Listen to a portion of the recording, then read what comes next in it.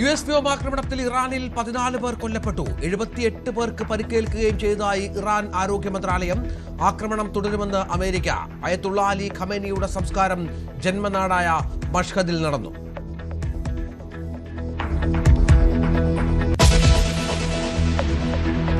വിഴിഞ്ഞം തുറമുഖ വിവാദത്തിൽ CPM-ൽ ഭിന്നത.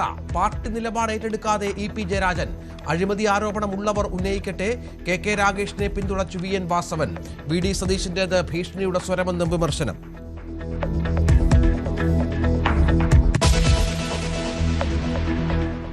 BJP തെരഞ്ഞെടുപ്പ് ഫണ്ടിൽ 12 കോടിയുടെ ക്രമക്കേടെന്ന് സൂചന.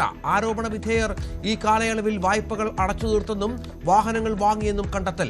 2020 സ്ഥാനാർത്ഥികളെ സ്പോൺസർ ചെയ്തത് സംസ്ഥാന അധ്യക്ഷനുമായി ബന്ധമുള്ള തീവ്ര ഹിന്ദുത്വ നേതാവ്.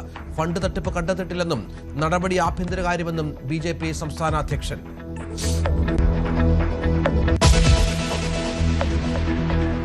കള്ളാടി ദുരന്തത്തിൽ മരണം 6 ഇന്ന് 3 മൃതദേഹം കൂടി കണ്ടെത്തി. 2 പേർക്കായി തെരച്ചിൽ തുടരുന്നു.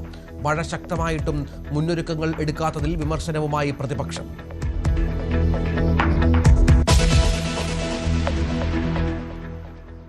കോഴിക്കോട് കക്കാടംപൊയിലെ അപകട ഭീഷണി ഉയർത്തുന്ന മൺകൂട നീക്കാൻ നടപടി. വില്ലേജ് ഓഫീസറും ഫയർഫോഴ്സും പരിശോധന നടത്തി. സമീപത്തുള്ളവർ മാറി താമസിക്കാൻ നിർദ്ദേശം.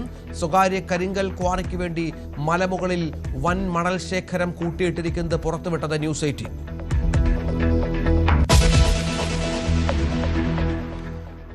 ഉത്തരേന്ത്യയിൽ കനത്ത മഴ തുടരുന്നു. ഡൽഹിയിലും ഹിമാചലിലും വെള്ളപ്പൊക്കം. റോഡ് റെയിൽ ഗതാഗതം താറുമാറായി. പാളങ്ങളിൽ മണ്ണിടിച്ചിൽ ഭീഷണി.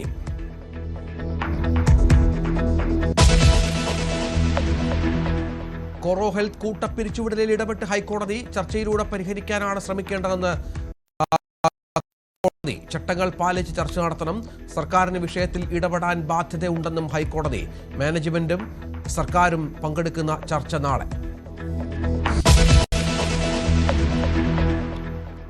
ലോകകപ്പിലെ ആദ്യ ക്വാർട്ടർ ഫൈനലിൽ ഇന്ന് ഫ്രാൻസ് ആഫ്രിക്കൻ കരുത്തരായ മൊറോക്കോയെ നേരിടും.